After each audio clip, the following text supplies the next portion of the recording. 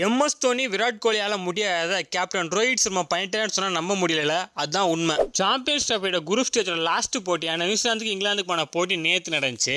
தொடர்ந்து 13வது டைமா captain Rohit Sharma டாஸை win பண்ண நியூசிலாந்து முதல்ல பவுலிங் தேர்ந்தெடுத்திருப்பாங்க.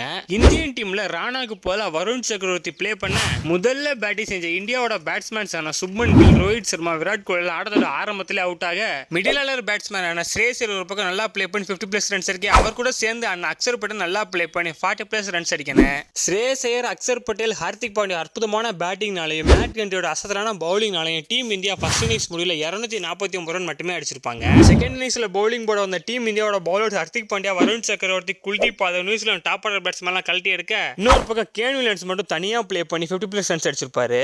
இந்தியாவோட ஸ்பின் தாங்க முடியாம பிலிப்ஸ் லேத்தம்ல இன்னொரு பக்கம் விக்கெட் கொடுத்து போயிட்டே இருக்க, கடைசியில் அக்சர் பட்டேல் பால்ல இறங்கி அடிக்க போய் வில்லியம்சன் அவுட் ஆயிட்டு போயிருப்பாரு. டீம் இந்தியாவுக்காக வருண் சக்கரவர்த்தி எக்ஸலண்டா பவுலிங் போட்டு 5 விக்கெட் எடுக்க, நியூசிலாந்து டீம் 205 ரனுக்கு ஆல் அவுட் ஆகி டீம் இந்தியா அந்த போட்டி 44 ரன்ஸ் ஈஸியா வின் பண்ணிட்டு போயிட்டாங்க. நாளைக்கு நடக்க போற செமிஃபைனல் ஒன்ல டீம் இந்தியா ஆஸ்திரேலியா மோத இருக்காங்க. இந்தியாவோட சுழற்பந்தை பத்தி நீங்க என்ன நினைக்கிறீங்க? வருண் சக்கரவர்த்தியோட எக்ஸலண்டான பவுலிங் பத்தி என்ன நினைக்கிறீங்க? தோனி, விராட் கோலிலாம் இதுவரை நியூசிலாந்து டீம் ICC டோர்னமெண்ட்ல ஜெயிச்சதே இல்ல. ஆனா கேப்டன் ரோஹித் சர்மா 3 போட்டி விளையாடி 3 போட்டில வின் பண்ணிட்டாரு. கடைசி ரோஹித் சர்மா கேப்டன் பண்ண 3 ICC டோர்னமெண்ட்ல டீம் இந்தியா குரூப் ஸ்டேஜ்ல தோத்ததே இல்ல. இந்த ரோஹித் சர்மாவோட கேப்டன்சி பத்தி நீங்க என்ன நினைக்கிறீங்க? இந்தியாவுக்கும் ஆஸ்திரேலியாவுக்குமான செமிஃபைனல் ஒன்ல யார் ஜெயிப்பான்னு மறக்காம கமெண்ட்ல சொல்லிட்டு போங்க.